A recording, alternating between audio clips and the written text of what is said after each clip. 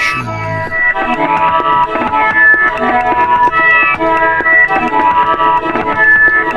Bearded warriors.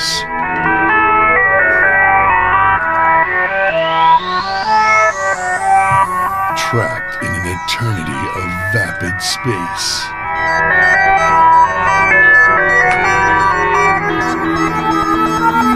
Doomed to wander the galaxy.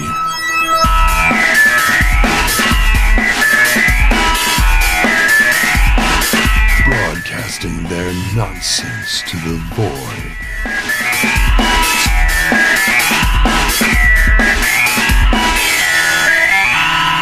This is StarCast.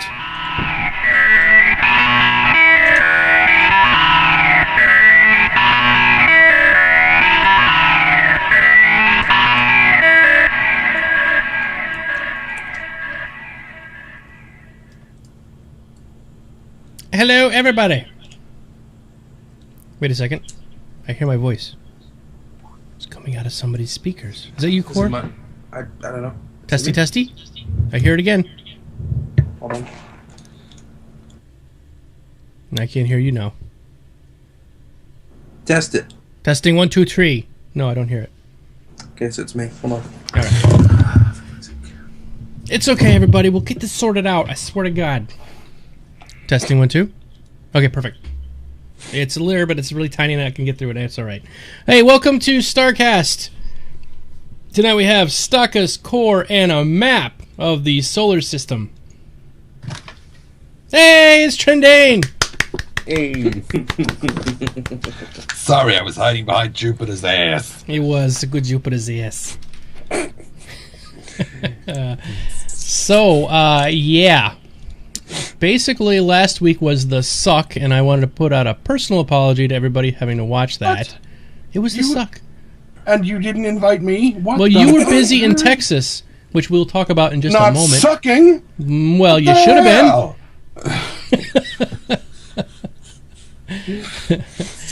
been. Awesome. Well, anyway, yeah, Trendane is back, and Stakas is here. Mr.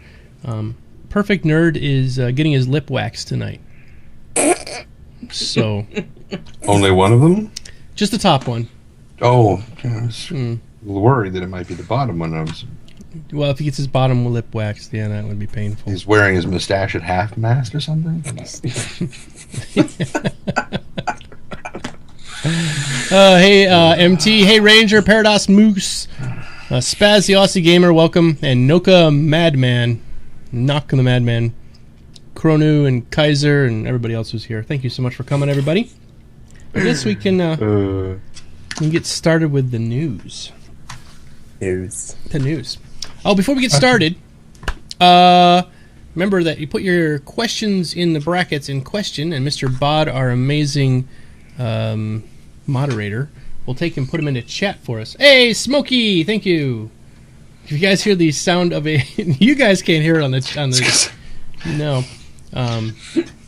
You guys can't hear it, but the people listening can. So if you hear a ding, that is a Mario sound, and it basically is when somebody follows. And then I have another one if somebody actually subscribes, which is just going to like be loud and obnoxious, but I don't care because not many people subscribe that often, so it's okay. Oh, let's see. Let's put this up here. Hey, Spaz, thank you so much. Cha-ting. Everyone wants to hear the sound effect now. All right, Perfect. So let's talk a little bit about 10 for the chairman. Oh, yeah, Core is really coming in clear tonight. I don't know what it is. I didn't change anything. I've just been streaming. Yeah. Before we even get going, I really want to give Core a big thank you and big hugs and kisses because Core just had like 90 people watching him live on his channel, and he stopped that stream. Hey, thank you, Paradox Moose. Are you guys unfollowing and following just to do that? But anyway, he had all these people, and he gave them all up to come over here and be with us tonight. And then so we have to do something special for him when we're done with the show tonight. We all have to go back over to his channel so he can get at least some viewers back, because I feel bad that we killed his beautiful stream. It's okay. I'll get more viewers. He's almost glowing. What? Can you real quick tell everybody what that game was that you're playing before we get started with the? I was playing the closed beta test of Wargame Red Dragon, which does not have an NDA, so everyone's allowed to stream it who has a key. And I don't know. It's a really fun game. It's really difficult to describe because it's not your typical RTS. It's a lot more rock, paper, scissors than most other RTS games.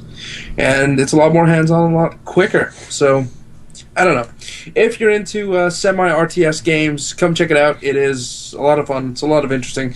But it's extremely complicated with over, I think it's, close to 3,000 units now. It looked really, really complicated. I was like, okay, this looks fun. It's like Civilization. No, it's not. I will just for the hell of it post the unit list of the game in the chat for people who are wondering. It looked epic. I was like, holy crap! How do you keep control of all those units? It makes StarCraft look like a joke. It is a joke. StarCraft is compared to that. I mean, there's like 1,000 different things going on. All right. Well, let's go on. Let's get started. So, 10 for Chairman, they had this week. They discussed the Drake Herald, which is the information runner, which Core you voted for, right? Yes. And I don't think you did, Trendane. Did you vote for that one? I don't remember if you did. Oh, you did? Yeah, because it was one of the ships we didn't have. Yeah, I'm the only one who didn't. I think I voted for like a pirate something or other. RTS is real-time strategy, like StarCraft, if you're asking Killer. Stakas, did you vote for the... No, I actually think I voted for something with lots of guns on it. Yeah, me too. I think I was a gun guy. Might have been the gunship, I think. It's been a while ago. This was a while ago. The Drake Herald is basically going to be an information runner, and you'll be able to either give it data to take somewhere, or it will act as a relay station for long-distance ships. So they've said that data or messages will not travel faster than the speed of light, which is awesome, because they're going to keep with the realism and not have things like subspace, which they do in Star Trek, right? Basically, in this universe, everything does travel at the speed of light, so that means you're just going to send a message from Terra. It goes from Terra to a relay station that's however far out, and then it's going to travel from that relay station to a drone that's sitting right at one of those jump points. It's going to warp through the jump point, or whatever, come out the other side with that message, and then send it to its next set of drones, and it's just going to do this iterative process that might take hours to get a message from one side of the galaxy to the other. I don't know. Easily take a couple hours. And so, let's say you were transmitting from Earth to Neptune. Let's say that's where one of the jump points was. I mean, how long does it take a radio? How long does it take light to get from Earth to Neptune? Well, it's what is it? Presuming we're both on the same side of the sun. 186,000 miles per second. Is that what speed of light is? I can't remember. Sounds right. Yeah, but either way, it does take. Even to Mars, I think it takes the sun like 8 minutes for this. From here, it's either 5 to 7 minutes to 40 minutes if it's on the other. 20 minutes if it's on the other side of the sun from us. How long does it take for the sun to get to Uranus? Depends on. Sun doesn't shine there. That doesn't shine there. Set that one right up. It's a black hole. Yeah, it's a black hole, Uranus. Anyway, it could take several hours to get the message across the galaxy, which is pretty neat. So that's what the data is going to be doing with the Herald's going to be doing with the data. What's up, Core? Nothing. I'm cleaning my glasses. Oh, I thought you were going to say something. I was worried there because you had a roll of toilet paper. I thought there was something else going down there. With Uranus? Nope. Yeah, about Uranus, yeah. While on topic, yeah. Then he went on to talk about the matchmaking, which will have a kill count might factor into your matchmaking with if you're playing games like StarCraft, which I just mentioned a minute ago. Blizzard has something called an MMR, which is a matchmaking ranking, I believe. Yeah, matchmaking ranking. And basically, how it works in StarCraft is, say you lose a lot, you're going to go up against other losers, okay? And then say you start beating those other losers. The more you beat the losers, the higher your MMR becomes, and then pretty soon they start putting winners against you, and it gets really hard, even in the same division. So you could have people that are really, really terrible, and if you were really, really terrible, you'll play the terrible people. But as you start beating them, you'll work your way up. So I'm thinking they're going to have some sort of process like that with this. What do you guys think? I think I'm pretty much going to be on the bottom of that list all the time. So when we get into the dogfighting module, you probably won't even play it. Very likely. Very likely. I never really quite well understood matchmaking systems because they always screw up in some manner or another. Yeah. Yeah. What? I just want to see somebody dressed up like they're in Star Citizen, and just sit there and matchmaker, make me, and then they just explode. Somebody just shoots them in the face, and just send that to Wingman's hangar. That's what I want to see. That's your video for the week. Oh, speaking of which, I want you guys watch Wingman's Hangar last? Mm-hmm. Did you see they were talking? He said that there's no more video questions of the week because they have to meet a certain quality rating. What was that? I missed that prerequisite. Well, I didn't hear anything. Should we come back to this, or finish covering 10 to the chairman and then come back to this? Let's do that. Let's finish 10 to the chairman, and then we'll talk about Wings. I'll put a note about that. All right, thanks. All right, so then top speed mechanics. He talked a lot about this. Basically, the dogfighting speed will be limited for fun and science reasons because there's something called relative velocity vector. So when you're doing the dogfighting, you're not going to be able to put your ship at 0.5 to light speed, which is about what everybody's ship's going to operate at, unless you have like a faster racer ship or something. What? 0.2? 0.2, okay.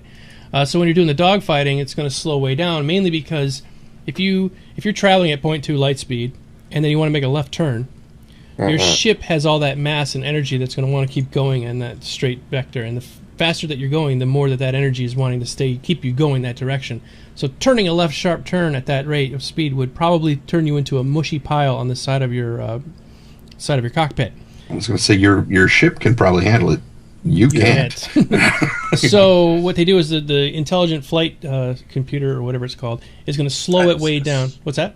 Oh, hell yeah! Someone just subscribed. Welcome to the Domo Tribe. You just got a subscriber? Yeah. Everybody in the chat can hear it, but you guys can't hear it. It's obnoxious and fun. Thanks, Morgrim.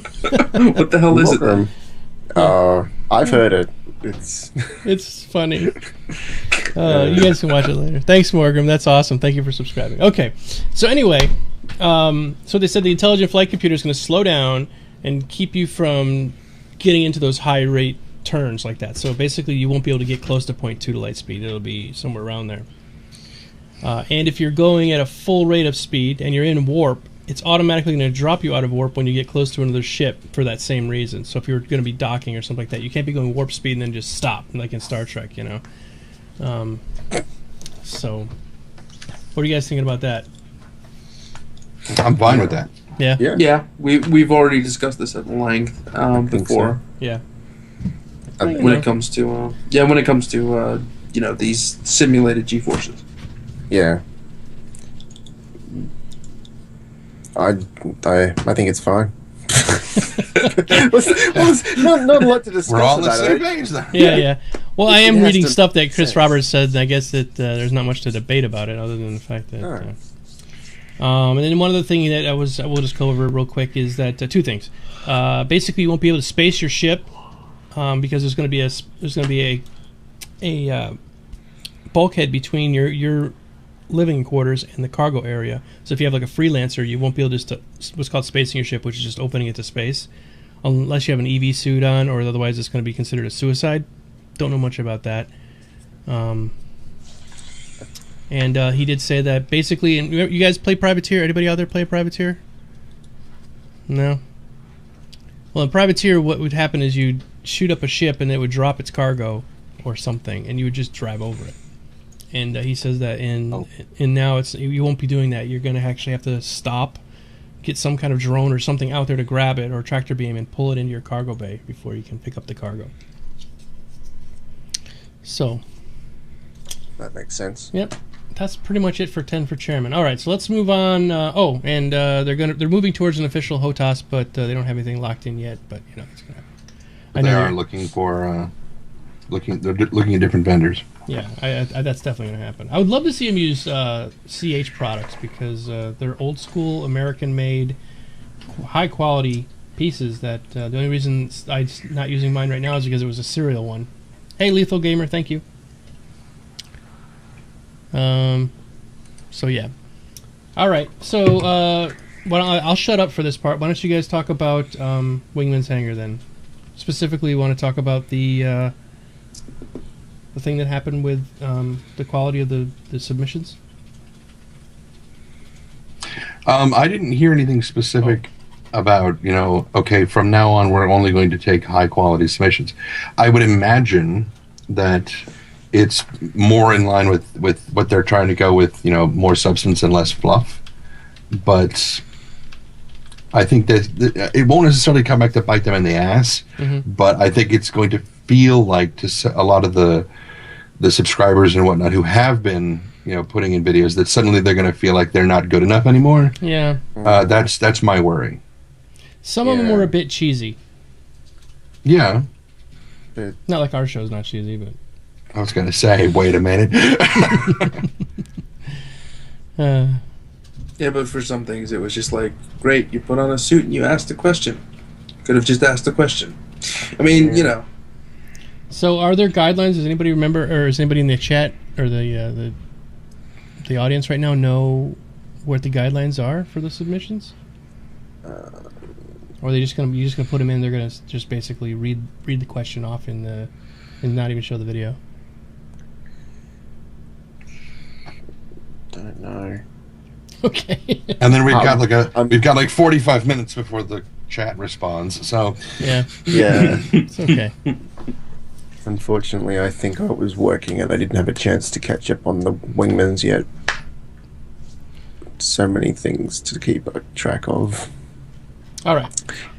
Well, let's move on to the next thing then, which is Trendane's trip to Texas. Yay.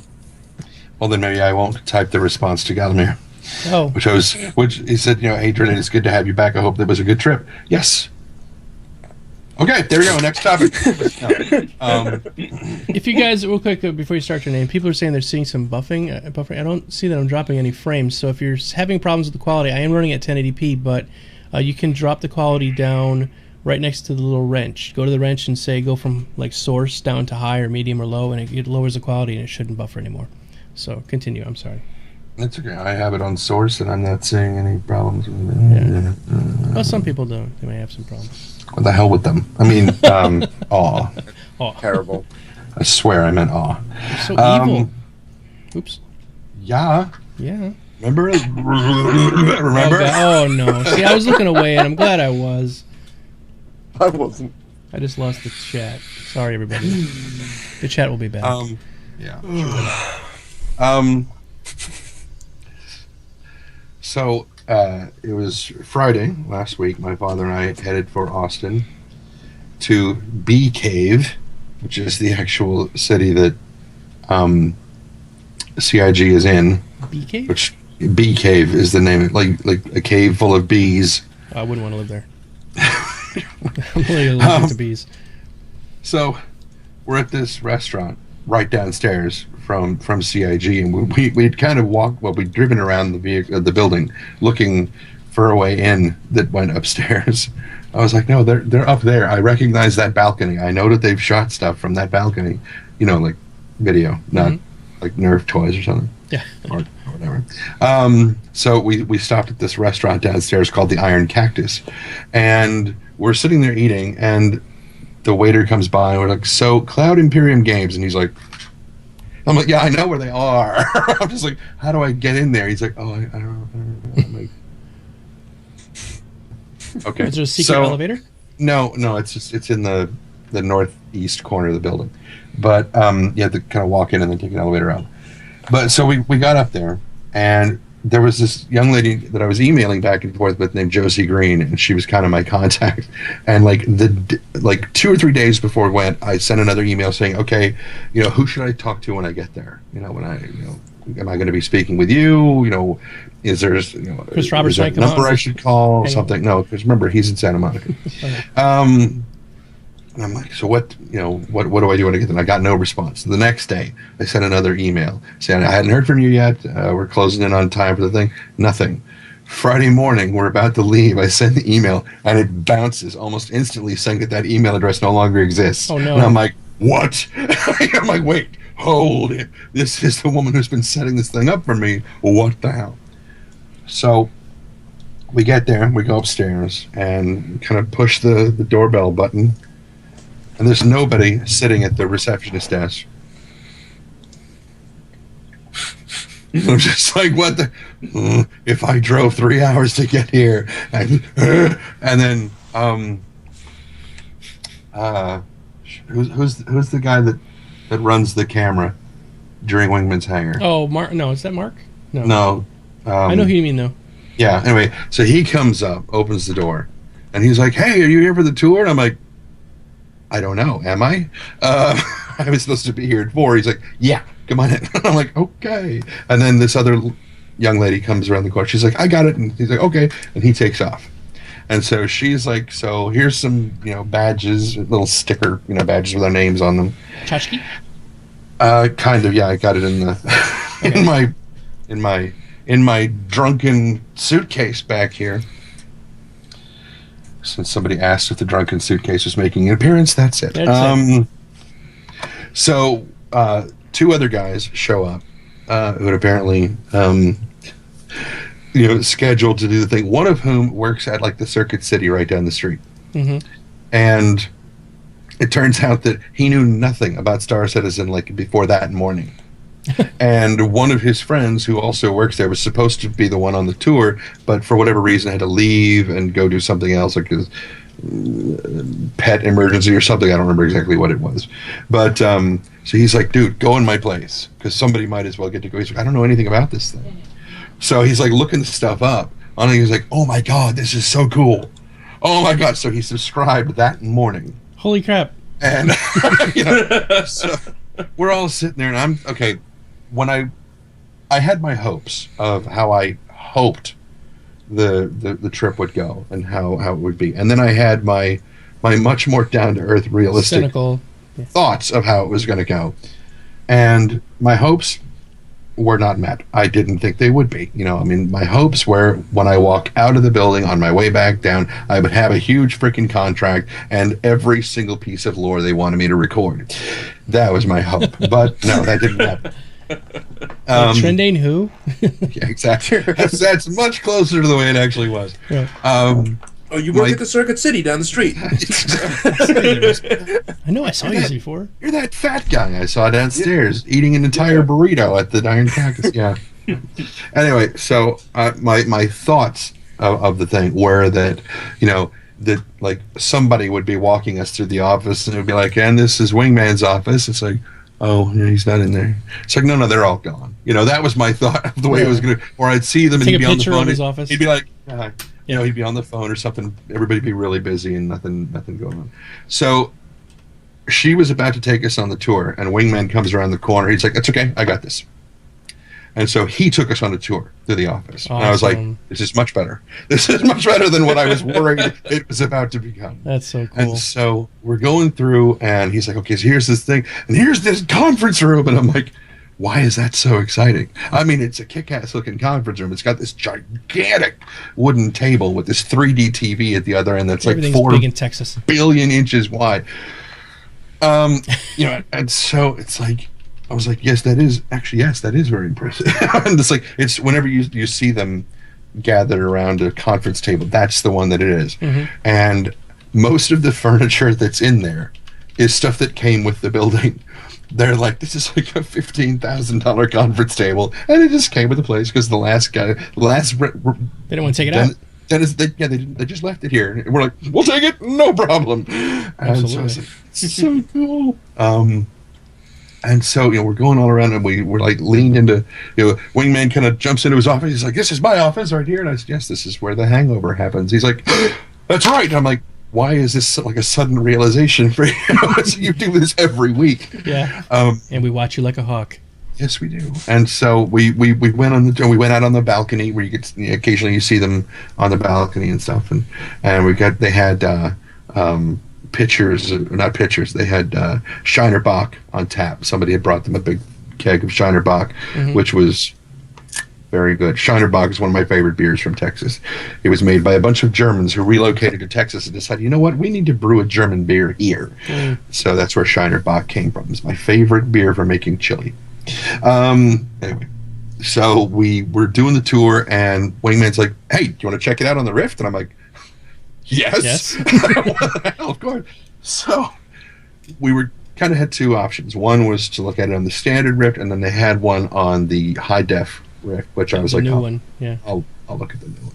So these other two guys are looking at the low def, which we're also watching on the monitors and everything. The high def Rift, it's not doing the Rift and the monitor, so you can't see what it is. So Wingman's like, you have to tell us what you're looking at because we can't see it. And at the time I was looking at the Freelancer, and I had just turned to the little PD buggy that was in there, and I was like, oh, it's a lovely little buggy here. He's like, oh, come on. I'm like, well, that's what I'm looking at. It's the buggy. Anyway, but there were several things that they were telling us about, which unfortunately I cannot discuss. I'm sorry, but they will come to light. I really would encourage everybody to watch Wingman's Hangar tomorrow. Really? Just saying. Maybe Trendane makes a surprise guest appearance? Just saying. Just watch Wingman's Hangar tomorrow. Oh boy. I'm excited after we kind of finished the tour, we all grabbed a big glass of beer, and Wingman's like, I got about maybe 5 minutes, and his son I don't know, what is the level right below black belt? Like brown belt. Brown belt? Yeah. Something. Okay, his son had just gotten that, and so he was like, I got 5 minutes, and then I got to go to his little ceremony thing because he's got his neck. I was like, awesome, kick ass. Actually. So we sit down, and when we were in the conference room, of course, my dad, before we went up there, was like, why don't you go ahead on up and I'll just hang out. I'm like, no, come on. So we're sitting there talking to Wingman, and my dad's like, actually, I have a question. And he's like, yeah, sure, go ahead. And my dad asks, I don't remember what the question was. I was like, here it comes. And my dad asks the question. Wingman answers it. My dad's like, oh, that's really interesting. So what about this? And they just start going back and forth. And I'm like, yeah. Your dad's a pilot, right? Yeah, he hasn't flown in like 14 years. But he knows enough about aeronautics to be a pilot. Yeah. I really, this is something else we'll probably wind up talking about later on this episode. The video with was it the Hornet or something that's flying around, and it's almost like it's drifting sideways around the that was so damn cool. Anyway, I really want my dad to see stuff like that. But so we finish the tour, we go out on the back porch with glasses of beer and whatnot, and Wingman's like, I got like 5 minutes. Right. Like, okay, fine. 20 minutes later, he's still like, I got like 5 minutes. And they keep coming out going, we need a signature on this and your credit card and your thing. He's like, okay, yeah, here's the thing. 5 minutes? And they're like, yeah. Uh-huh. And they walk off, and I'm like, you know how many times you've said that now? About 40 times, yeah. Yeah, really. And I was like, I love the fact that you're hanging out with us, but dude, you've got shit to do. And so one of the other guys, I cannot remember his name. He's basically the guy in charge of IT. For all of them. He came out and was sitting there talking with us for like another 45 minutes after that. Oh, wow. And you spent all day with him. Yeah, I mean, because we were only supposed to be there for 2 hours, and we were there for like almost 4.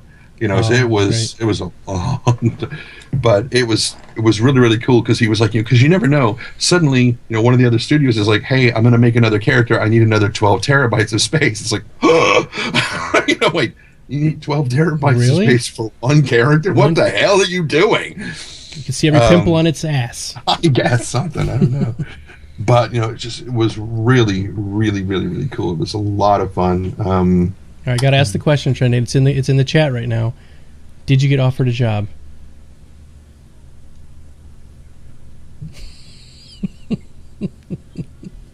No comment. There's your answer, everybody.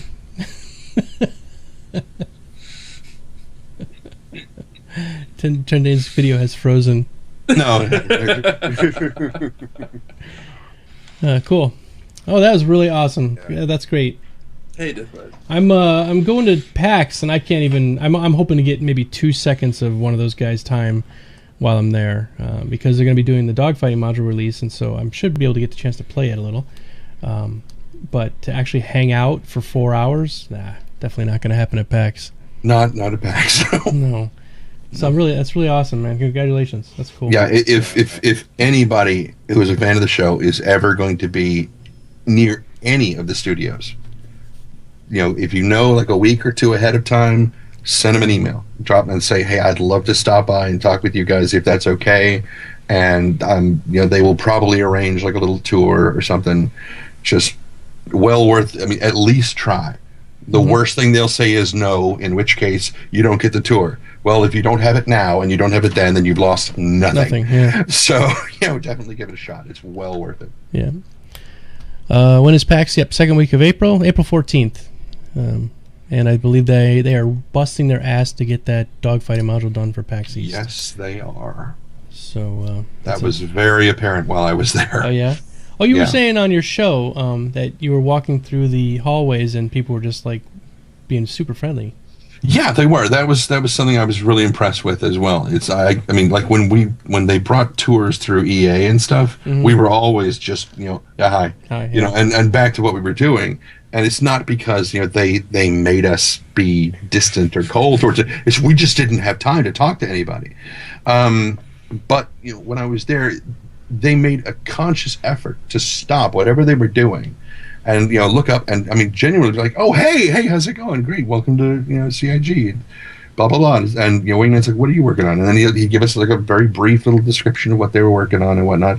And it was just cool stuff. Yeah, very friendly people. Oh, they said their devs bring them beer and you'll get 4 hours. Oh, I could maybe bring them a nice bottle of scotch at PAX. I'm sure they wouldn't turn that away. Somebody had just sent them a bunch of bourbon. I forgot to pick up bourbon on the way. And I mentioned that. So he was like, yeah, somebody just gave us a thing of bourbon. I was like, that's what I forgot to get. He's like, well, there's a liquor store right across the street. I was like, no. He's got no liver left, that man. Yeah, something. Cool. All right. Well, very good. Awesome. Thanks, Trendane, for sharing that with us. That's really cool. All right. So let's move ahead to our next topic before we start doing our Q&A, and that is $41 million. I'll take it. Me too. I'll take 41 million pennies, to be quite honest with you. Okay. I'll take 41 million Doge coins. Doge coins, yes. Yes. Yep. Hey, Vacuum. So, what does it have to do? It's not $41 million right now. Why am I putting that up there? Because the stretch goal for $41 million is procedurally generated planets. What do you guys think about that? Are they still going to be spherical? They might be spherical. They might be oval or egg-shaped. Because I just picture some bug happening, and it just decides to pick a different geometry. It's like, look, it's a dodecahedron, or it's like Bit from Tron. Yeah. Or it's fractal, just kind of spins off in these really funny shapes. It just keeps going. Sweet. So what they're talking about is you'll fly your ship into, like right now, you fly your ship into a landing zone on Terra. Okay, and that's where you land. You do your shopping and pick up your burritos, and you head back to your ship and you fly away. You can't fly anywhere else on Terra other than that landing spot. So what they're talking about doing is procedural generations for all of the planets that you'll be able to land on, which means you will be able to fly anywhere on that planet, circle the globe, do whatever you want to there, land on some crazy island and take a break, and then go back to your ship. And that is pretty amazing. The chat's going crazy right now. Boing! Awesome. Virtual unlimited content. Yes. It's going to be awesome. Discworld. Yes. There's going to be a giant Altuan with 4 elephants and riding on the back of a turtle. That's one of the procedurally generated planets. So, what's that game that's coming out that has a procedurally generated planet set? It's No Man's Sky. No Man's Sky. Do you think they're just directly ripping that off, or what? What are you guys thinking? Well, they've always talked about procedural generation from the start, but they've always said that it might be out of their reach to do. The fact that they're going back on that and bringing procedural generation not so much in the universe context, but in a planetary context, means that all the planets that they've been placing around the universe can become procedurally generated as it goes along, which, is pretty interesting. But at the same time, it doesn't add that much more fluff to the universe because the planets were already there, and now you can just walk around on it. So, to me personally, I don't currently see the value of it unless we're going to all play Minecraft on these procedurally generated planets. Otherwise, it's just fluff. But that's a neat idea. Voxel Farm, which is what's used in EverQuest Next Landmark, mixed with the procedurally generated planets. Now you can blow up the Earth. This is why I had issues with them saying it's a procedurally generated planet and not it's a procedurally generated universe. But yeah, whatever. Universe would be crazy. Imagine if you were playing so much and you kind of fell asleep and you hit your head in there, and you sort of flew through about 10 jump gates and you have no idea where you are. If it was procedurally generated universe, you just kept going. You just keep driving. And then you have 6 months to get back because you have no idea how to get back. Could be fun. It could be an adventure. It would be kind of fun. Yeah, maybe I'll run into some weird alien race that was procedurally generated. Well, that's the thing. It's not just the space that'll be generated, it's all the content as well, so there's no reason why you couldn't run into something completely unknown out there while you're asleep at the wheel. Twilight Dragon says, problem with procedural generation is ideally there's some level of simulation to make stuff realistic, tectonic activity, weathering, development of civilizations and cities. That'd be cool. Well, it's not necessarily a problem, though. I guess, it's not really a problem. It's just a formula. Yeah. Have you seen that one video on YouTube? There's a guy who does a procedurally generated city, and he kind of flies over it, and as he's going, it's building buildings, and the buildings are all completely different of each other. It's pretty cool. Nope. Yeah. What are your thoughts, Trendane? Procedural generation. I was actually thinking potato soup at that particular moment. Potato soup. Yeah. I'm just very hungry right now, but because people bitch about me having noodles in a pan, I decided, fine, I will starve for my freaking audience. Starve for your art. Yeah. No, not for my art, no. My voice is my art. Now, the procedurally generated planets thing, one of the first things that came to mind was, have we established, or have they established, well, of course we haven't established it because we're not developers, but have they just established whether or not your characters have to eat and drink? Nope. They've said they don't have to.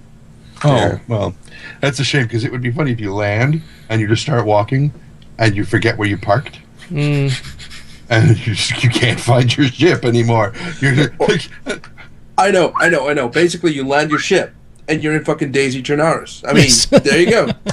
Oh, no. You have no food. You have to go scavenge it through houses, and zombies are trying to eat your face. You have to find a procedurally generated zombies. Yeah. Oh, Some may resemble Pokemon. And you search for 4 completely hours for random. a can of tuna, and then you can't open it because you haven't got a knife. Use a bayonet. Or an You axe. found nothing. You've spent an hour or 4 hours just to find tuna. You've got nothing else.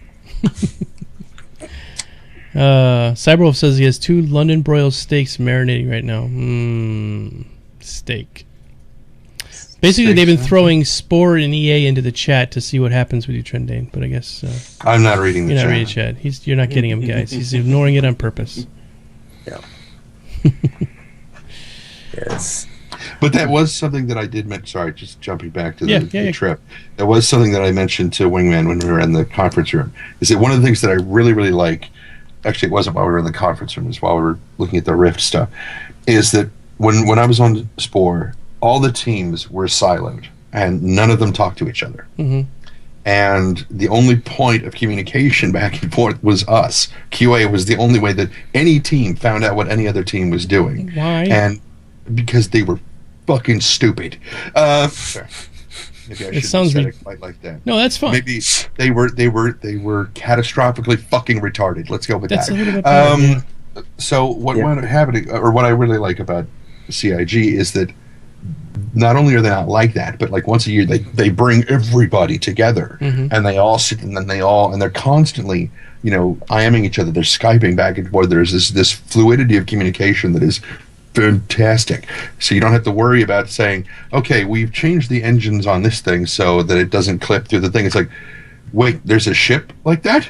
It's like, yes, there are starships in this game. Yes, you know. I think it's that software that they're using that's sort of keeping everybody on track, so that when the Jira, when the departments do talk to each other, they go, "Oh my God, that engine's clipping through the side of my new missile system I just put on there." They can then tell somebody, and then they put that into Jira, and it like shifts everything over, so that then that becomes priority to fix that kind of thing. And it allows for a level of transparency, but you can look through the thing and see what everybody's doing and what they're working on right then. Because we used Jira at EA, we just didn't use it very well. That's cool. Sorry, carry on. It's cool. Yeah, look EA up in the dictionary. It says "see fucking idiots." Yes. Mm. Ding ding ding ding ding ding ding. That was Cyberwolf. Oh, that was the question I meant to ask Wingman, and I forgot.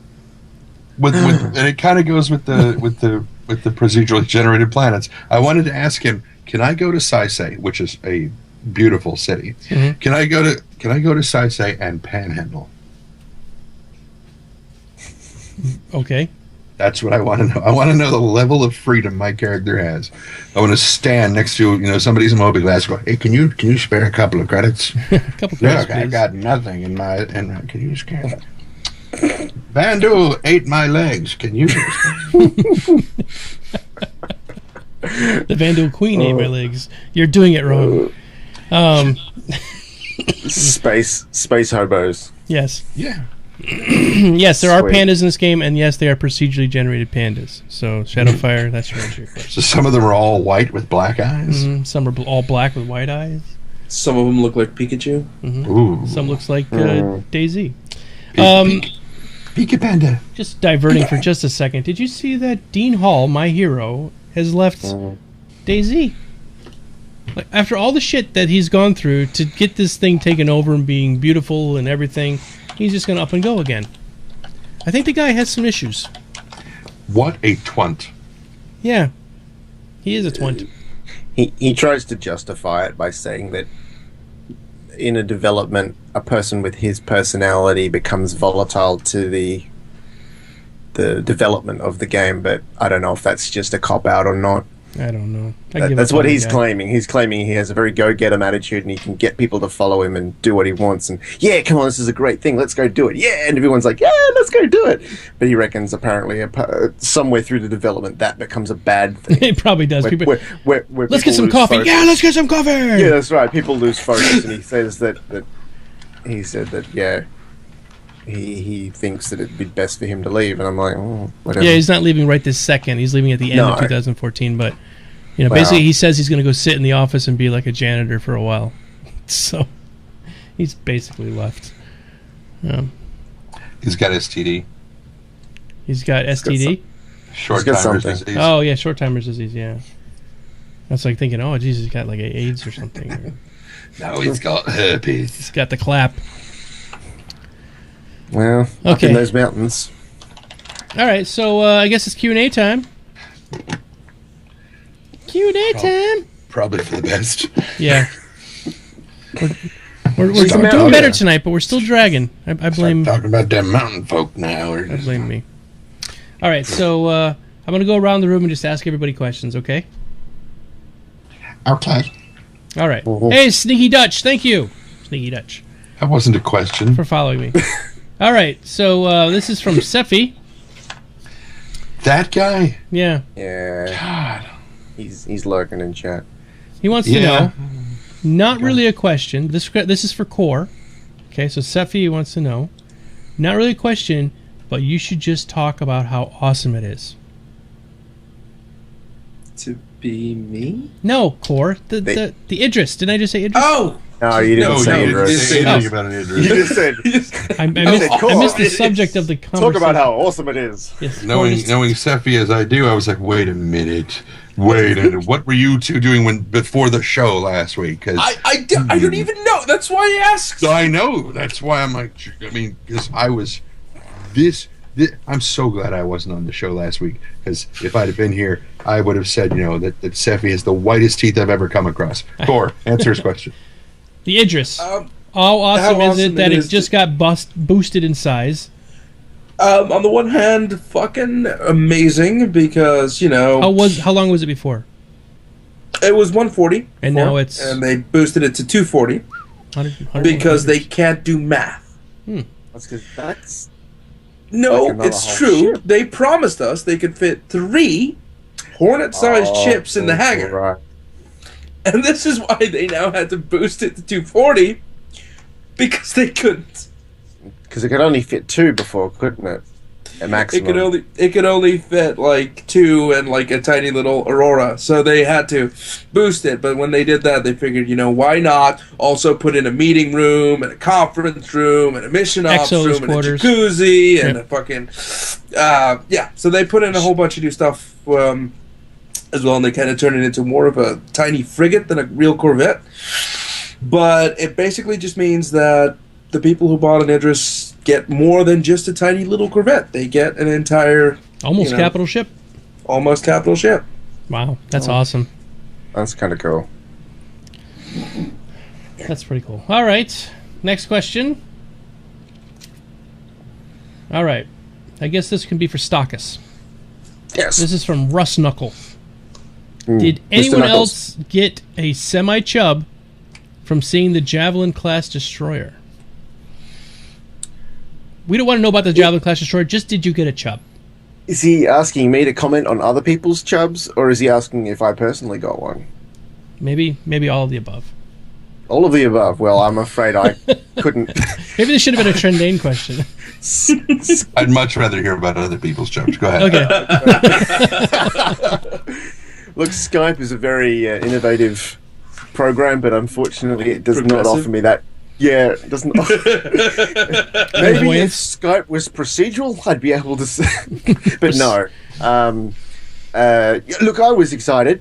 I don't know if I was sexually excited about it, but definitely just generally excited to see what they had, in designs of other types of ships, because we've seen so much of the last, ships that spec page has been plastered with the same things for the last God knows how long.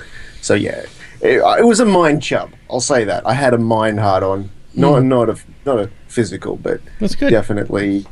It was very exciting to see, and once we get some more details, it'll probably get bigger and harder.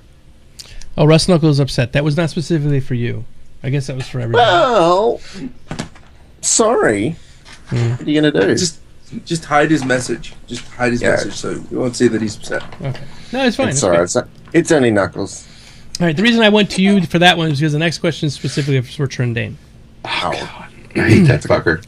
All right, so this is from Preston Frost. Wants to know, Trendane, are you still planning on voicing the lore stories? Yes.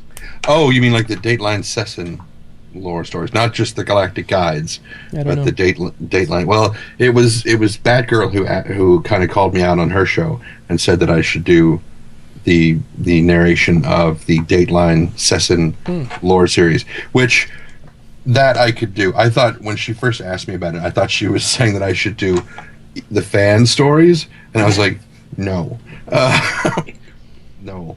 Because I would expect to be paid for doing this. Yeah, the whole reason that I do the lore, the Galactic Guides. thank you, those things. It's been so long. I don't remember what they're called. Those I kind of do as a job application. Oh yeah. And I guess since Dateline Sessin is part of the canon. And is done by the guys there. I guess that would be part of it too. Plus, it would be it's a different sort of thing. It's a different vibe than trying to do the voice of the AI kind of. It would be a different sort of thing, I guess. So, But yes, it is my intention to do the Dateline Session stories. And anything that falls into that ilk. Not anything. Well, the things that are officially from SIG.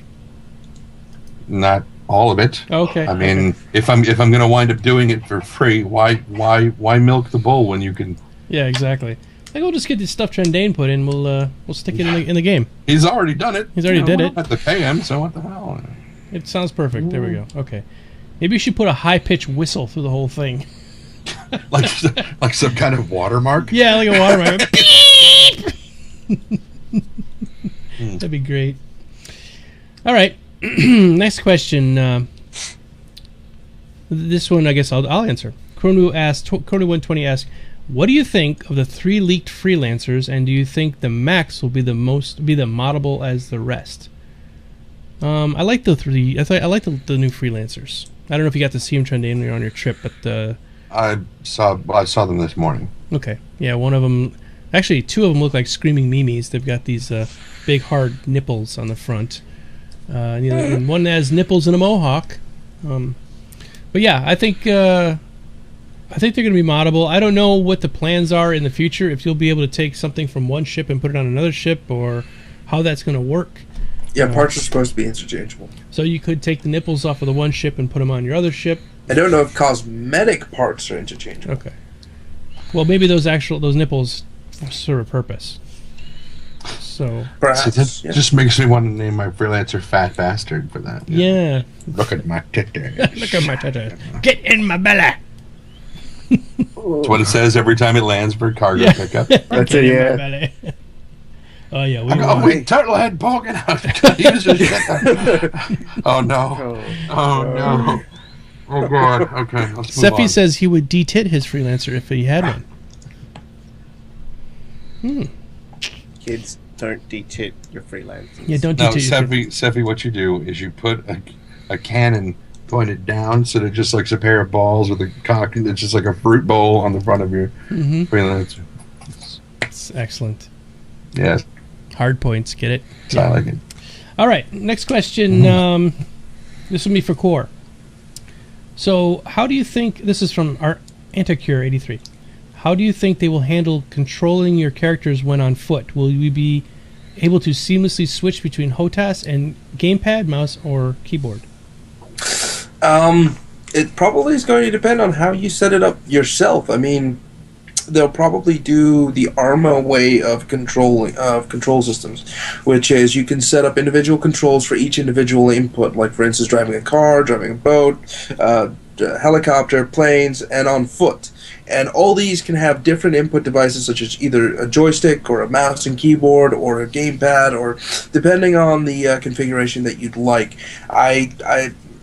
How seamless it's going to be is going to depend on your setup and how you configure your controls to be. Because if you set it up that you have to switch from your joystick to your keyboard and mouse when you go from, from plane to social or from plane to first person, then yes, it's going to be a switch. But if you can set it up that you can actually look with your HOTAS and your, if you can set it up to do that, then you can probably use that as well. So it's up to you. Sounds good. All right. Next question is for Mr. Stakas. Sorry if this has already been discussed, but with the transmission time for messages to get across the galaxy, they have said the ability to decode, intercept, or jam them will be in the game. And if so, how do you think that could keep players from communicating 100% of time outside the game mechanics?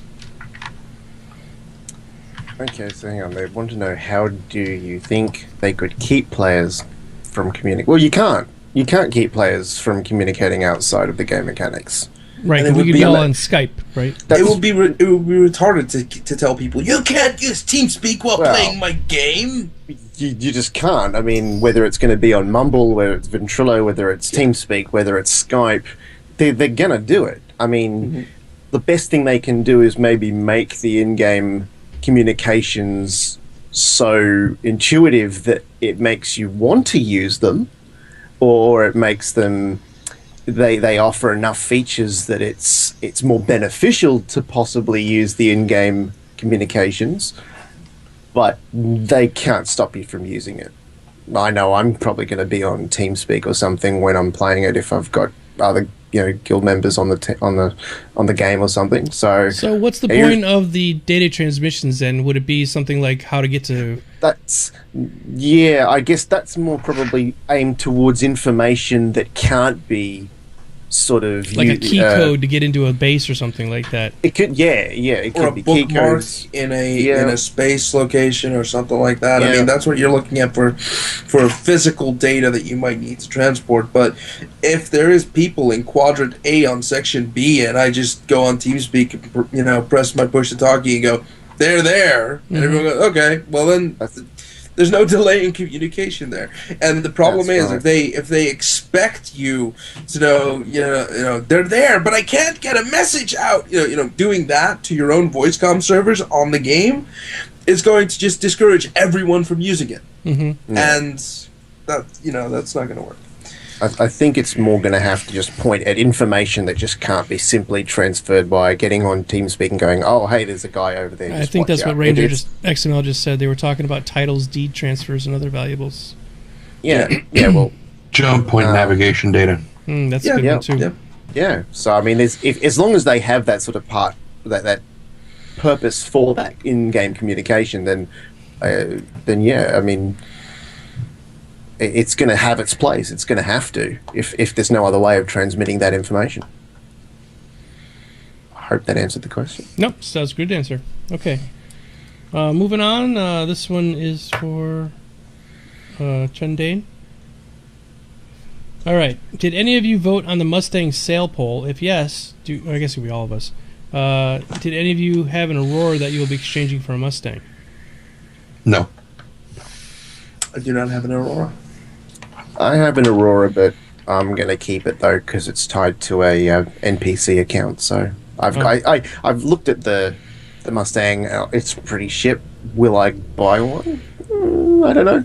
They had it on the Next Great Starship. Yeah, the Next Great Starship. They showed that one artist. I forget his name, but great work. And he was the one who designed the Mustang.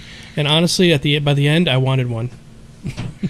Yeah, it is a really nice looking ship. It's like literally what you would stick on the side of like a carrier, and they would literally just jump in through the hatch, and then it would just detach from the side of the carrier. Like That's the old Zeppelin kind of planes that were underneath the biplanes that were underneath the Zeppelins back in. Pretty cool looking ship. So I'm actually thinking of getting rid of my Aurora.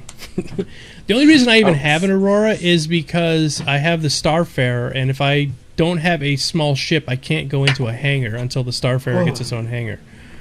So I'm kind of stuck. Yeah. So yeah. No, I don't have an Aurora now because I didn't want a starter ship because I have an Idris, right? What would I do with a starter ship? Yeah. So it's the same reason for the Mustang is like I'm not gonna get a Mustang just for the nostalgic factor of I have a Mustang. Which if I am going to everyone's going to start out with. They're going to start out with a Mustang or an Aurora. Well, I'm an Idris, so I'm going to start on an Idris. No, what I'm saying is all normal people. Yes, all So- normal Normal people. Normal people. Normal. The regular Not peons. you, Core. No, yeah. Well, none of you normal people. You've all got fucking Starfarers and Yeah. shit. What? All right, so my question from Unos is asking, when is the ETA of Star Citizen? Well, Star Citizen is not like any other game that's going to be coming out in like a date. It's not going to just arrive on July 27th, 2018. There's nothing like that. It's actually coming out in multiple phases. And the very, very first phase was the hangar, which we can all walk around in, which I know is not much of a phase, but at least it's something you can check out. And then after that was is going to be the dogfighting module. And then sequentially over time they'll release the planet side fighting module, and then the first person shooter type thing, and they're just going to keep adding different iterations, and sometime in the next year and a half to 2 years the full persistent universe should be out. Before then we'll get the Squadron 42, which is more of a military first person shooter kind of space sim like Wing Commander was. And then after that, the persistent universe shows up, and then we're in it. So we don't have an actual date for any of that stuff. It's all still so up in the air. I mean, what's that? But we do have an exact date for dogfighting. Yes, dude. Yay. Well, if they meet it, I it. remember Wingman was saying Yeah. the other day. He's like, "We're working really hard, and we're going to get it on or around the date for PAX East." And I was like, "Oh, I'm going to PAX East, and I want to meet up with you suckers. You better have it done because I want to." But yeah. All right. So that's a good answer to that one. Okay, let's see. Next question. Back for Core. In the MIS variant of the Freelancer, there looks like there were 2 hatches on the top of the ship that looked as they might retract. Any speculation on what those could be for? I don't know the Freelancer. I don't know the hatches. He's talking. Okay, Stakas, you yep, can I answer can these. say- Yeah. they- If I ask they these do questions, it- by the way, and if somebody else wants to answer, go ahead. I'm just throwing them. Seeing as not Freelancer. He can't be bothered with the petty things. He does not want Too space small. being- I mean, come on. My ship needs to be at least 240. Right. Yeah, got issues there, I think. What are you talking got some about? size I mean, issues. Compensating for something. What am I compensating for? My stomach? It's already at 240. Wait. Wait. No. Yes. No. The two hatches on top of the Freelancer are for a reason, and they're there for missiles. It will be because that's basically the gunshipy equivalent variant of the Freelancer. That one. So yeah, they're there for a purpose, and they will lift up and they will expose a missile bay, which will launch a various selection of missiles. They haven't told us exactly what type of armaments it'll carry, but definitely, that's what they're for. Missiles, and they'll shoot them. What's the matter, Trendane? He looks ready to walk Yeah, away. he's like, I gotta poo. No, I was trying to see down into Core's window to see if he has a 1080p. Oh. And I can see from here. No, sorry, I can't see. So, yeah, I mean, unfortunately, they've not released any sort of real information about that due to the fact that they were kind of leaked, not really officially launched, but it's definitely been stated that those are missile pods in there for that reason.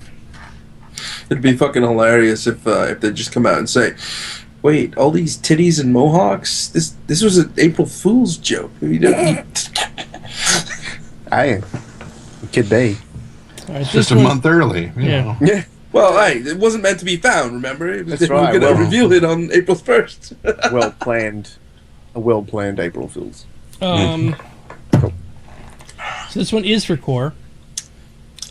For Core from Cyberwolf. Now that the Javelin Destroyer has been revealed, do you feel ship envy for it versus the Idris? No, because my Idris just grew in size at the thought. We're so phallic tonight. Alright, question for Trendane. Alright, from Anticure. Do you think they will have a sexy AI... What's that? Anticure 83. Anticure 83, I'm sorry. Do you think they will have a sexy AI voice like in the movie Her? I didn't see the movie Her, however. I would be a little bit worried about that. Just because for every variant of the AI they have to offer, they have to record it. Right. And the more, there would be a lot of recording. A lot of recording to do. And that would be a lot of voice actors to pay. Not that they don't have the money for it. I'm just Right. saying. And then every time they have to add something new, they have to get those voice actors back. Yeah. So that's troublesome. So they got to keep it down to like 1 or 2 people that aren't going to croak sometime soon, which is kind of hard to... Well, there's no telling. there's no telling who's going to croak. Special shout out to my man Egon, who just passed away yesterday. Oh, yeah. Harold Ramis. A bummer. And he has to be in the movie as a ghost. That's just required now. Yep. Because No, I think he'd want it. I think I he really wanted, that's do. what I mean, yeah. I think he had that sense of humor. He was such a cool dude. All right, so question from Bod.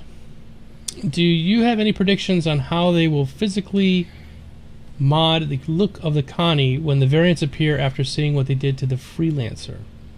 Because Freelancer was a pretty standard ship-looking thing, and then they just went nuts, put a mohawk on it and nipples.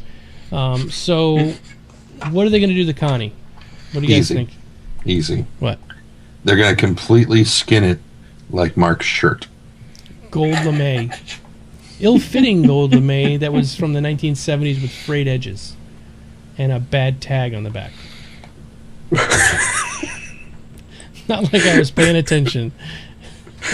No, not like you could do anything else but pay attention to that space potato sack. That was terrible. But, so the Connie's going to end up looking like that? Okay, I can see that. What do you think, Core? I don't know. I have no faith after seeing what they did to the Freelancer. I mean, I thought it was a basic, straightforward looking ship, and now it's got frills everywhere, and it just made me go, okay. So that's the extended range one, right? The one with the big antennas on top. They call it antennas, but they're Mohawks. And the extra fuel compartments and all this stuff. So basically, the thing that you needed, Trendane, because you were going to do these long-distance space flights, they made you a special Freelancer. Does it have to look like tits, though? I know. They obviously didn't make it for me, No. unless they're trying to get me out of this phase I'm in. Yeah.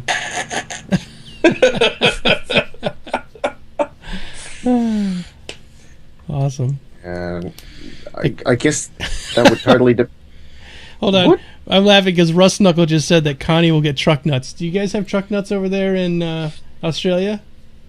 Truck nut. Oh, hang on. Is that the thing that hangs from the back of the? Yeah, you hang it from your hitch on the back of your truck. We call them toe balls. But these look like testicles that hang down, Yes. right? Yeah. Yep. They're just big. They dangle. Well, depending on.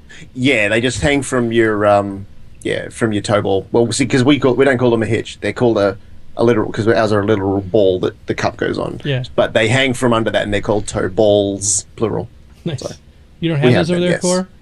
I have no fucking clue what you It's guys too are cold talking up there because the truck nuts would freeze and fall off. about. Sure. Yeah. Okay. So Suck up Rust, into the tailgate. Rust Knuckle was saying that they're going to put the Connie's going to get some truck nuts. I think that's a great idea. As long as they're going with mohawks and tits on the Freelancer, let's go for truck nuts.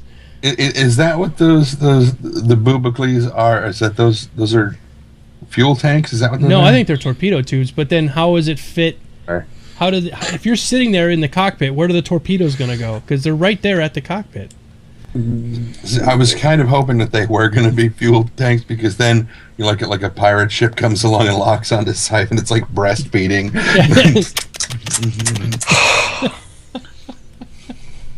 Terrible. Awesome.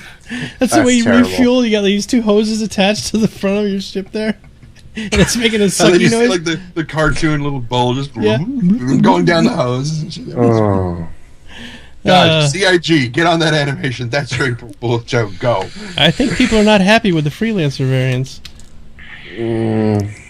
I think Core's going to kill somebody. Yeah. Well, I'm just. It was already a phallic shaped thing, and now you're trying to extract things from it. Well, that's true Milking too. stuff. It's a big hose. It just goes over the end of the Freelancer. That's why I'm just like sitting here going, yeah, go ahead, milk that thing with the imaginary tits and Milk that. whatever. Just go for it. Go nuts. I'll be over here in my Idris. Milk that breasted space penis. All right, this is a question for Core. Idris or Javelin, which do you prefer, and why? Idris, because I have one. You wouldn't get into that Javelin if you had a choice between the two now? If I had a javelin, I'd say javelin. Don't have a javelin, so I'm saying Idris. The Javelin doesn't appeal to you? It looks like a fucking rebel blockade running piece of shit. Okay. Well, let me rephrase that. If I had one, I would go for it. I don't have one, so I'm sticking with my Idris. Fair enough. Fair enough. Okay. Let's move on then. Let's see. This one could be for Stakas. Oh, no, this one's for Core. Oh, that's all right. Oh, never mind. We'll go to Stakas. Do you have any predictions on how they will physically model... Oh, no, we already did that one. Never mind. No question for you. Oh, the reason we're Oh, stuck. no We're question for you. We're out of questions already. Wow, this is a short show tonight, guys. Corey, you can get back to playing in about 5 minutes. Yes. We have like 2 more questions left. We have like Aw. 2 questions left. Okay, Death Rise just popped one in. All right, so Core, do you think the PlanetSide module will be as important progress-wise as the dogfighting module? Like dogfighting module, you're going to be able to earn points and awards and stuff. For the social aspect, I think it'll be quite important. However, calling it planet, you can call it PlanetSide, you can call it social. It doesn't really matter. At the end of the day, it's going to kind of feel like a Second Life type experience. Before we won't really be able to create or do anything like that. But the social aspect will be sort of important. However, it'll give you something to do for a little while, and giving people something to do is always good. That's why they brought out the hangar in the first damn place. But I don't think people will run as hot for it as they do for the dogfighting module. Okay. This one's for Trendane. He says for all, but I think this is good for Trendane because your Trendane's going into this more so than myself, and I don't know about Core and Stakas, but all right. Do you guys plan on doing any role playing as your characters? And if so, what kind of backstories we create? See, I do role play a little bit, but I never make a backstory. Not much. And I don't know about Stakas or Core, but Trendane, I've heard you talk at length about your characters, and you have your long backstories. So, what are you thinking? Yes? Good answer. All right, we're done. No. I don't have one right now, Yeah. but I will by the time it comes out, presuming I'm going to play. Now, if we suck, Trendane, which could really... Whoa, please tell me there's a comma in that sentence. There was. Thank God. Well, okay. not before. After. Because it was before. If we suck, Trendane. No, so if we're terrible at this game, and we're going to die, you're going to have a few backstories prepared, because there's a good chance your pilot is going to get blown up at least once or twice. Mm-hmm. Have you made plans on who's supposed to get your ship next and any of that kind of stuff? Are you looking at, family members or friends, whatever? Or perhaps my boyfriend. Your boyfriend? Could to be my boyfriend. Or, who knows, maybe it'll be my husband. Maybe somewhere inside say I'm allowed to marry my husband. Oh, absolutely. By then? Come on. Or fucking better. Mm-hmm. I mean, it is kind of Texas, kind of. My father asked me, he's like, so if you got a job with these guys, would you move back? I'm like, no. And he's like, why not? I said, because I don't have to be there to record this stuff. I could go to Santa Monica and record this. He's like, you don't want to move back to Texas? I said, I never. I said, and I mentioned this the other night in my Dear Dairy. I said, I will move back to Texas when I can marry my husband here. And he's like, but you could go to California and get married and come back. I said, no. It won't come. No. Yes, it will. Oh, really? They honor it? Well, Oh. yeah, but I can't get married in Texas. And he's like, It's a valid point. I think so. Yeah. And I think we have more questions. Yeah, they're popping up now. Okay. They're trying to keep me here. Yeah, they're trying to keep Core here. Core's They're like- itching to go back to his game. I can tell. Don't let Core play Red Dragon. More questions. More questions. All right. From Death Rises, and I don't know anything about this, so hopefully one of you guys can answer this. When do you think they will come out with the Carrack? The what? I don't even know what that is. I'm sorry. That's why I said I don't know. December 2017. December 2017 will be when they come out with the Carrack. Good call. Pretty close to Good that. call. It's as good as any. October 41st. Unfortunately, we don't have that information. It would be pure speculation. So I will say September. Okay. What is I'll a go Carrack? October. What's a Carrack? It's the scout chip that they announced. Oh, that. Oh, I don't know why I was looking at that thinking it was something completely different. I thought it was like a module or something. I'm like, what's a Carrack? No. It's just Okay. All right, from Malefic 80. There has been some debate about how the dogfighting module will actually work. Do you think they're required to actually own the ship that you play? Well, originally they said it's going to be like World of Tanks, where you don't have to own the ship; you just work your way through them. Mm-hmm. That's what they originally said. Then they recanted that and said it'll be the Redacted. ships you pledged for, and then they recanted that and said it'll be whatever ship we have available, and then they recanted that, and now we don't know. So we have no idea. We're all gonna be flying Idrises in dogfighting module.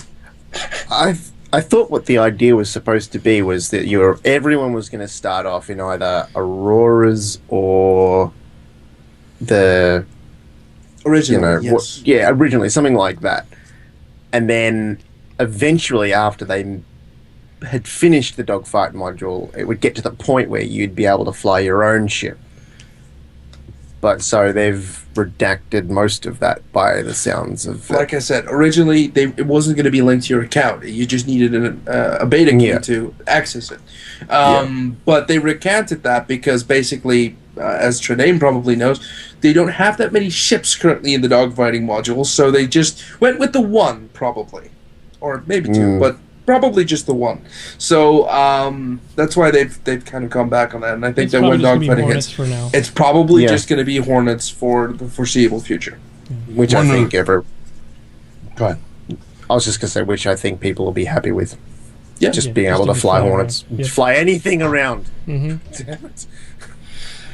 One of the deeper elements of the question also is, how do I know which ship I want? Because I don't know how they control or how, do I get to try one out? And I think they covered in one of the either Wingman's hangars or maybe it was sent to the chairman, where they've mentioned having like an in-game simulator where you could kind of get on like a little holodeck kind of thingy and try out different kinds of ships and you'd be able to do. So, I mean, there is that element. Like a holodeck? Yeah, sort of so that you could see what it's like to pilot this ship and determine whether or not you even want it. That's good. I really wish they had something like that now, but of course they can't because that means we'd have the game by now if we could. But but it's pretty neat. It's a neat idea. All right, next question from Twile Dragon. Thoughts on hey! What? Did I say Twile's, No, you said it right. Twile's one of the other guys in Sephi's guild. All right, thoughts on the missile bay they showed off last week's Wingman hangar. I thought it was a bit elaborate, and I'm struggling to figure out what gameplay mechanic will be the controls that they showed. I didn't get to see that. I don't know why I missed that. What missile? Last week they showed a missile bay for the Idris, I believe. Oh, that thing, yeah, where it comes up and it like folds up. And basically, 90% of the people were like, "This is not efficient / structurally correct." Well, I'll and then have to, CIG just went, "Well, willing suspension of disbelief, motherfucker." Well, let me tell you something. From personal experience, the job I did in the U.S. Navy was I was a fire controlman, and my job was to fire missiles and guns. And on the first ship that I was on, we just had guns. But the second ship we had what was called a one-armed bandit. And how it worked was like this, okay? This is the missile. What would happen is... Bearing in mind that we can't see you. You guys can't see it. Yep. But what would happen is there's a missile rack, and it would tip the missile down, the missile would fire, and then it would tip back up, and it was underneath was a big, like, revolver. You know, like you have a revolver with six barrels in it? This one had, like, 38 missiles in a big revolver, and it would rotate around, load back up, tip, and fire. That was one thing. Then they came up with vertical launch, or they actually had the double rack, which had 2 missiles on it. And those had to fire, tip, and turn back and face the forward part of the ship. They'd point towards the bow, and then they would load 2 missiles in from behind. These doors would open up, and 2 missiles would come out, load back on the rail, return fire, come back, and do that really complicated procedure. And then they went to vertical launch, which basically just is a rack of missiles that are built in the front of the ship, and they just launch whichever one they want. So the system that they showed really, to me, was pretty realistic. I think if you had a complicated system of firing these things off, I think it would be fine to load, tip it, and fire. I mean, as long as it does it in a... I was thinking about it, too. I was thinking, maybe if it was a really slow animation, that would suck. But you could speed it up and make it fire pretty quickly. You know, load it up and turn, load it up and turn. Who cares what mechanism thing it's doing when it does that? Just my 2 cents there. I know one company that would not make that, and that would be Klaus and Werner, because their whole thing is make the weapons as simple as possible. Don't have a bunch of pivoting, swiveling parts and shit if you don't need Probably them. because they're German. German. Yeah, they wouldn't do that, no. Efficiency. Very good, yeah. Yeah, sehr gut. They're efficient, yes. We don't need the silly things. it would probably be something like Sakura's son, maybe, who would make that be flamboyant, sort of like lasers. Yes. All right. So next question from Rust Knuckle. Oh wait, no, there's another. We got a couple more questions. Oh my god, they're coming in quick now. Yeah, I was going to say, if Rust Knuckle punches somebody, they have to get a tetanus shot. Yeah, I think so. Okay, just checking. Yep. I'm sorry, Harold Breen. We can't ban you, and no matter how hard you try, it just won't happen. Sorry. All right. So, Twilight Dragon says, anyone else concerned about the Rift integration? They are many months behind in actually getting into it, and it seems dismissive of it when questioned. Chris Roberts claimed they have a good Rift support, and you can turn your head pre-canned movement animations. Oh. I don't know how it's going to... This is my... I'll answer this first a little bit. I don't know how they're going to integrate it, to be quite honest with you. I just got this today. Guys, you guys can't see it, but if you look at the stream, you can now see it. This goes on my hat. Like this. Oh, it's the IR track, yeah. Yeah, track IR. Yep. So I just got this today. It's excellent and looks great. See? Isn't that great? No, not yet. No. Anyway, this goes on my hat, and I'm going to have 3 monitors set up. I've got 2 right now. And so, basically, I will be able to turn my head left to right and kind of do everything I need to do. I can see my keyboard, and I can pretend I'm sitting in a cockpit. Okay? Now I see it. Yeah. Now you're holding it up. See? Pretty. Now he's playing with it. I'm playing with it. I actually flew a little bit of War Thunder today, and then I did some DayZ with it on. It was kind of fun. But anyway, what I was saying is the Oculus Rift, they don't have anything built into the Oculus Rift so that if you were to reach up and touch the keyboard, that it shows your hand or some kind of virtual hand reaching up and touching your keyboard. So what's going to have to happen is you got the Rift on, and you need to like look down because somebody just sent you an email and you got to hit F11 or whatever, and you got to feel around for it because you got this thing on your eyes. You have to take it off, look down, do the thing you got to do, and then pull it back down, put it back on, and then go back into your virtual reality, which is just going to ruin the immersion for me at least. I have lived that moment in the last 5 days. Right. Yeah. So I was getting to you, Trendane, because I wanted to ask you because you're the one you tried out the newest Rift with this. So, what are your thoughts? Because that's what I was getting to. This is what my own opinion is, but you're the one who actually has played with it. Well, I did have that problem because I put it on, and it wasn't even 10 minutes before we were at the standard def, Rift, and somebody had put that one on, and they were like, "Oh, and they had to lift it up and figure out where the keys were, and then put it back down, and then grab the thing." And I watched him do it, and I heard, Wingman say, "You should probably, get on the keys before you." Okay, I was like, "Oh well," and then I went and did the same thing on the high def thing, but I pivoted it up just enough that I could kind of look out of the corner of my nose and look. And I was like, "It's right there." Okay, good, and then just kind of pulled it back down and went on. One of the things that was very evident, especially with the first one, is that if you're using a button to strafe, we likened it to Mech Warrior. That if you've got your torso twisted, yes, yeah. So and you're still walking forward. You push W to walk forward, and your body's going that way, but your head is looking this way. Sorry, it's beep there. Sorry, my fault. Alarm. Oh, it's okay. your beep. It's basically saying get back to the stream core. Pretty much. Time's up. Gotta go.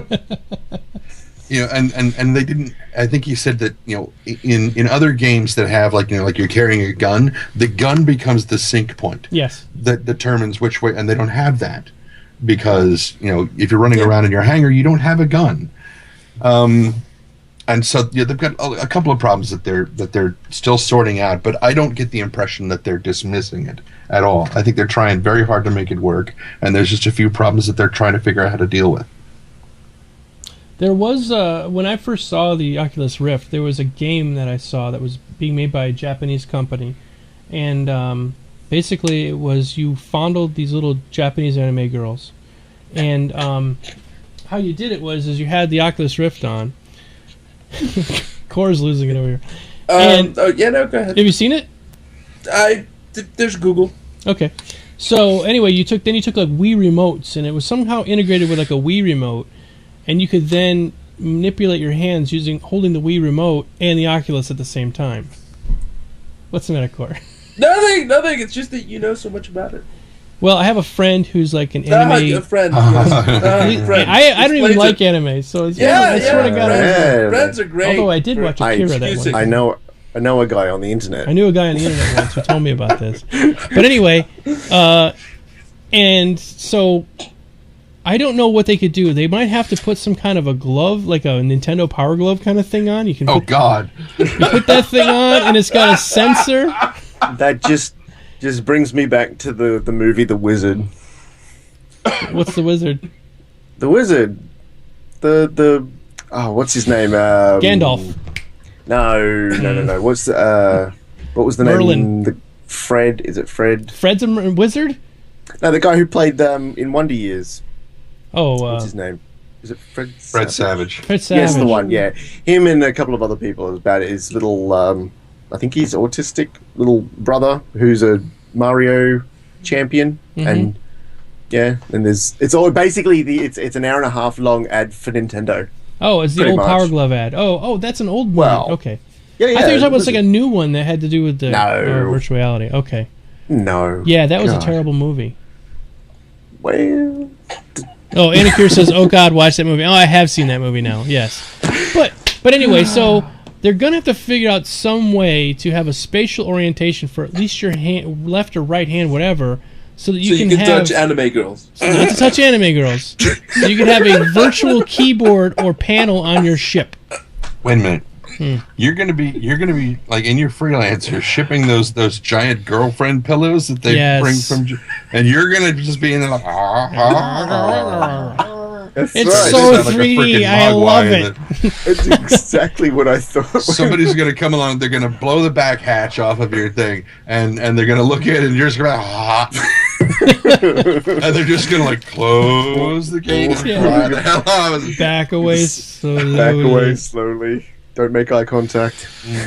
But anyway, that's what I think is the major problem with the Rift, is there's no fondle mode, and if you don't have any way to like move your hand around and actually touch a keypad or a keyboard or something in there, you're gonna have to keep lifting the thing off to look and then come back down. Unless you get like a keyboard with like little spiky braille pieces on it so you can type without looking at it. Yeah. And I'm not just talking about touch typing, because everybody can do that. This is like you actually might have to look at a key, like scroll lock. You can't touch type? I can't touch type.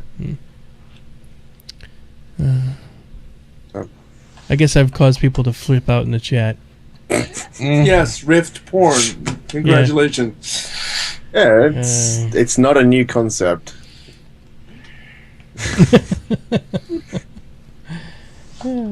Anyway, if you guys are interested in seeing the Track IR, I'm going to be playing with it tomorrow on my channel. So. All right, so let's see. What ships do you hope they'll add to the hangar first? And Core is not allowed to say the Idris. Well, then he's clearly got nothing to say. He's not got nothing to say. I want to see the Starfarer soon. I would like to see the Starfarer. We've seen pictures of it. It's not that impressive. Give us the Idris. The Starfarer is great. It's a big space whale. Give us the Idris. I think the thing is there's not enough room for an Idris or a Starfarer at the moment. Definitely not an Idris now. It's another 240 feet long, or meters long. Look, I'll take a Banu merchantman, I'll take a Xi'an ship, I'll take a fucking Idris, but please, something we haven't seen before. Yeah, we're getting tired of the same ships. But they're working on the dogfighting module, so that's priority number one. Well, yeah. But like I said, if you're asking me the question and I have to answer, then I'm saying that. Okay, fair enough. How about you, Trendane? What would you like to see?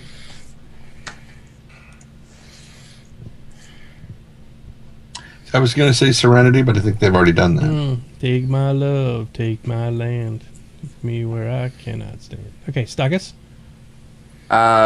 Seeing as we've seen mostly human-built ships, other than the Scythe, I'd like to see maybe the Merchantman. Yeah. Banner. It's a pretty big ship, too. It looks about pretty the same awesome. size as a Starfarer. I wouldn't be opposed to the new constellations either, the variants. Yeah, but that's just another variant again. I'd kind Yeah, of like to see something new, like new. Well, the freelancers look completely different than what they were. So maybe you'll have a constellation that is in all black with huge tits, and they call it the Condoleezza. Yeah. Why not? Herobrine, thanks for following. See, you would have got banned a minute ago, and now you get followed. Thank you so much. It's the way the world turns, baby. Okay, all right. Next question, Mr. Trendane. Well, okay. Do you think down the road they should add an aging mechanic, like a decade for every year you play, so if you have a character that's lasted 5 years, they'll be noticeably older than the others around them? There was a point where they were talking about, I think it was in 10 for the Chairman, they were talking about, will you have the ability to retire your characters rather than having to go through the death mechanic? If they're going to put that in play, honestly, I don't think they'll do it. No, because some people yeah, some people are going to start with like an 80-year-old character because they are 80-year-old. I'm just making an example here. Yeah. So if they would age 2 years, they'd be 100. Now, either they're going to make up some story about how medicine is advanced and you can live for millions of years, or they're just going to say, no, at 100 you're dead. So it would, be a little bit unfair to those who didn't want their character to look like they're fucking pruning, even though, they are not yet. But yeah, sorry, go ahead.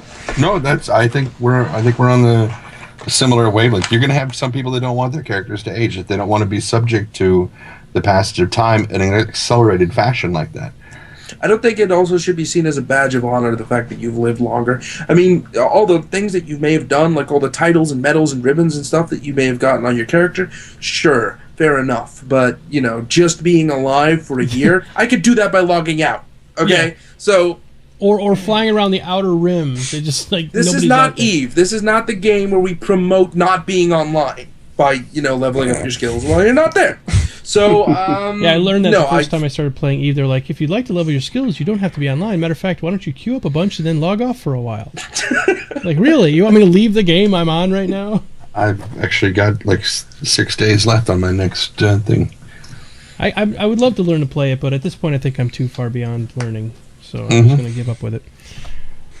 All right. Next question, I think, is our last one. And Anikir, thank you for the follow. I just saw you followed me. Do you think the Vandul, Banu, Xeon weapon systems will work on any ship that has the correct hardpoints, or will they limit them to alien-only ships? Anybody? I'm thinking. Oh, I know, but I'm saying Core or Stakas can answer too.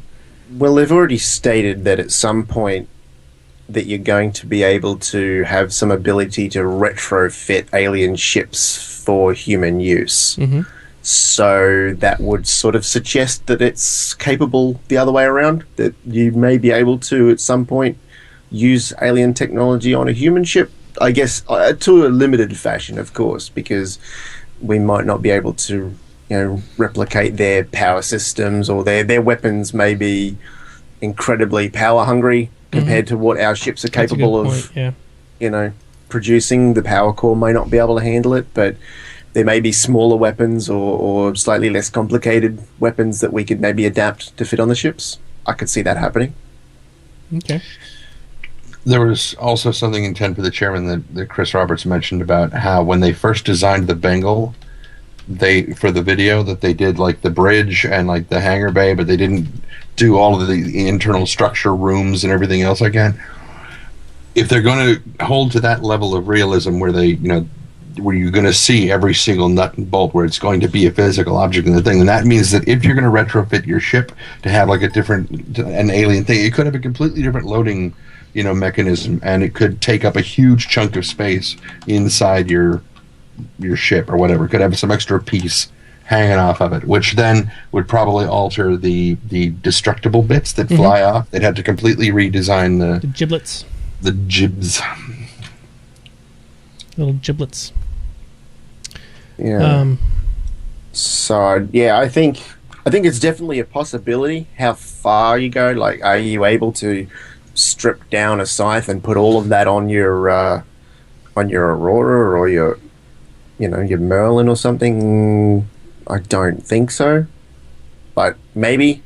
And it may be something where they've gone to the point where they you might not be able to take all the weapons off an existing ship, but we may be able to discover certain alien elements that are designed to be adapted to human technology. They might have that in mind later on down the track. When you go out, you find things that to be discovered. You might find some form of alien technology that they've designed specifically for the intended purpose of us using on our human vessels.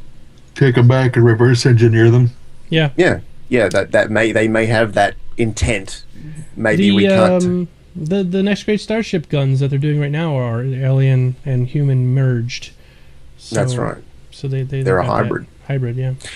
But I mean, aren't we already in the universe or the Star Citizen? Are we already working with the Banu as far as technology is concerned? A lot of the and the Xi'an. In the Xi'an. So yeah. There are Xi'an variants of freelancers that have been showing up. Oh. Yeah. So, I think we're already sort of working with those types of elements. So maybe that's it. Maybe that's the Xi'an reproductive system put on the front of the freelancers. Maybe those. Maybe that's the universal input device. It is for egg implantation for the Xi'an. Yes. Okay. I'm sure. I figured it out. Okay. All right. So that was our last question. I think we're done. Want to go around the room and do our thing, and then we got a surprise. We're gonna go raid somebody's channel. So it's gonna be fun. So yes, that'd be good. Yes, Stakas. Yes. Tell us about your Stakasness. Okay. I've started streaming. I'll be streaming more often in the next coming weeks and months, so you can follow me on SgtStakas on Twitch. I'll be doing all sorts of weird stuff. You could also follow me on Twitter at SgtStakas. You'll get notifications for when I stream. And that's all I've got going. I'm eventually going to be moving across to YouTube when I have enough content to do so. But yeah, and support and follow the Bearded Warriors, please. Do it. We all have beards and we are all fantastic. And warriors. Mr. Trendane, tell us about your thing. And then tell us about your channels. And your channels. It's rather personal question, isn't it? How long is it? I'm pretty much trending everywhere. And to answer another question that didn't... Yeah, exactly. Death Rises. Thank you. To answer another question that was asked earlier about whether or not I will be on Into the Portal on Friday, yes, I will. By that point, I should be completely moved into the new house and have everything set up, and yay, everything will be fine. But yeah, I'm trending everywhere. And if there are those of you out there who need voiceover work, please get in touch with me, because my rates are, at this point, reasonable. If not free. If they're not free, no, they're not. But if you wait too long, my prices will become unreasonable. Out of this world. Say it. Out of this world. Out of this world. It's like Crazy Eddie over here. These prices are insane. Okay.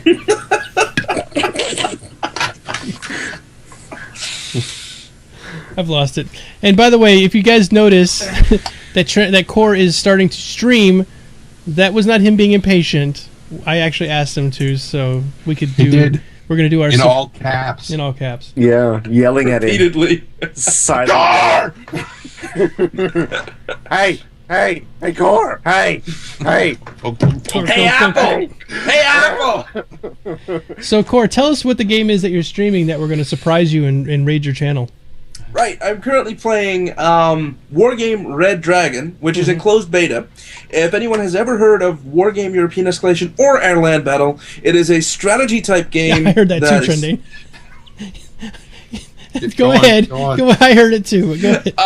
It is a strategy-type game that is basically a chess variant of RTS, which is really quite fun. It doesn't have anything to do with chess, but the rock, paper, scissors effects basically make this game very, very complicated because there are so many variables and so many units and so many weapons and so many weapon systems to all take into account. that it really becomes a clusterfuck when you don't know what units you're using. However, I will attempt to guide you through this process as you watch my stream. The game is not currently out yet; is currently in closed beta. So come and check it out. Whether or not it is something for you, the game will come out in end of April. I think. Not sure. I think it's end of April. All right. So we're going to do a surprise raid on Core's channel. He doesn't know we're coming. Don't tell him. He has no viewers right now. So we're going to go over there and raid his channel like he doesn't know it's going to happen.